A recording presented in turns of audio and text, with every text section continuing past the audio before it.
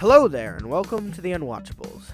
The second season of The Mandalorian is well underway, and with only 2 episodes remaining, we're going to give all of our thoughts on the season so far.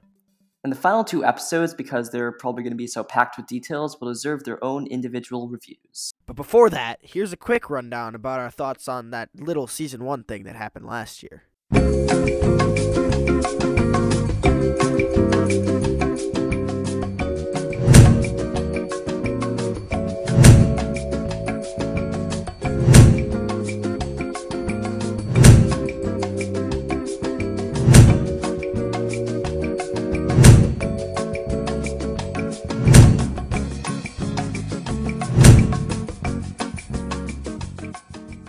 Oh, okay.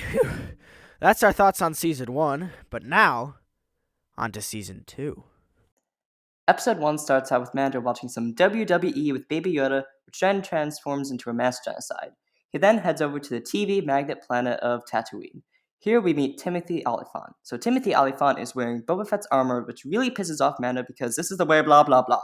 But they soon become best buddies and kill a crate dragon together with some Tusken Raiders. Then Mando heads off into the sunset and they live happily ever after. Oh, and Boba Fett is apparently still alive and definitely won't show up again. It's a fun episode that starts off the season with a bang. Episode 2 decides to flip you off by shoving a load of filler down your throat. You liked the first episode? Too bad! Now you're gonna have to watch 40 minutes of arachnophobic nothingness. I guess there is like a fun frog lady carrying around some babies, and she hops around a bit.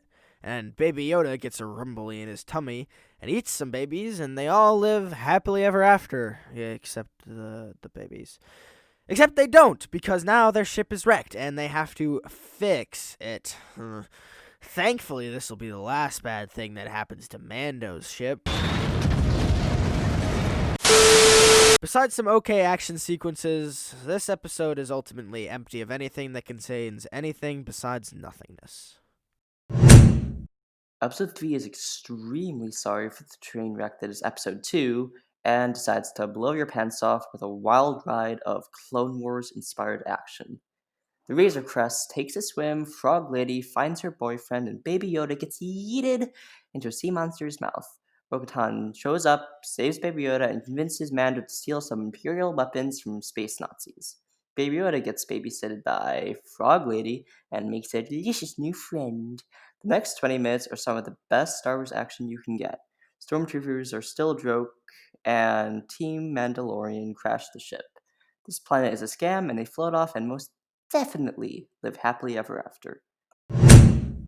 Episode 4 finds Mando going broke, and he needs to go meet up with his besties to pick up some credits. Baby Yoda gets put into space school and messes with this kid's space macaroons. And then the 3 amigos, along with that weird fish guy from Season 1, infiltrate a secret space Nazi base. And the episode freaks out by reminding us of everyone's favorite movie, The Rise of Skywalker. To make up for that, though, there's a really cool chase scene with some drunk scout troopers, and Mando comes to the rescue by flying the Razor Crest, which was repaired way too quickly. I mean, seriously. How long were they gone? Like 2 hours? I mean, that ship was done. It was done. Thank goodness this will be the last time it needs repairs.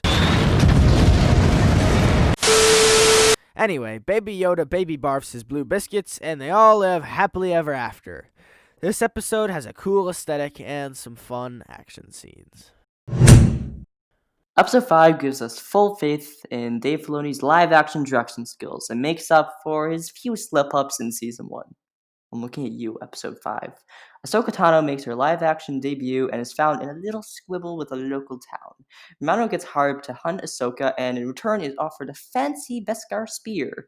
He goes out to find Ahsoka but instead decides to play catch with Baby Yoda. Wait, his name's Grogu? Well, Baby Yoda has a fricked up past and has PTSD.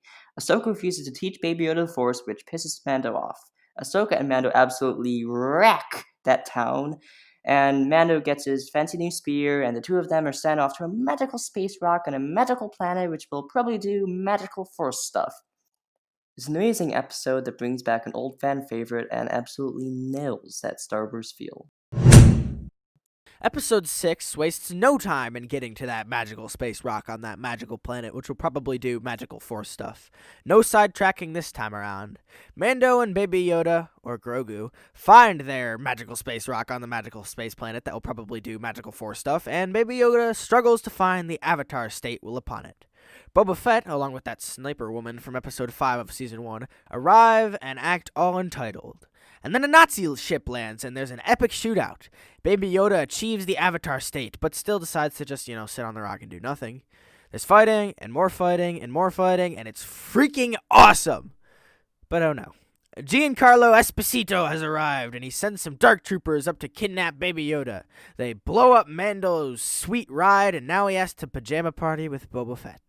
The space Nazis scoot out of there, and Mando goes back to one of his buddies to get permission to break Bill Burr out of prison. It's a fun episode with some cool action sequences and some fun characters. Although, at times it does, unfortunately, look like a fan film with a budget of $5 at times. Like, can we please add some color to this landscape? Please? Thank you. Thanks. Okay, so that's our thoughts on Season 2 so far. If you really liked this episode and you want to see our reviews of Episode 7 and Episode 8, which will be getting separate reviews, as we said earlier, those will be coming in a few weeks, so you might want to subscribe, because then you can come back, yeah. If those episodes are complete failures, then we will hereby expel Star Wars from Hogwarts School of Witchcraft and Wizardry. That was the wrong franchise. Anyway, thanks for watching. Goodbye.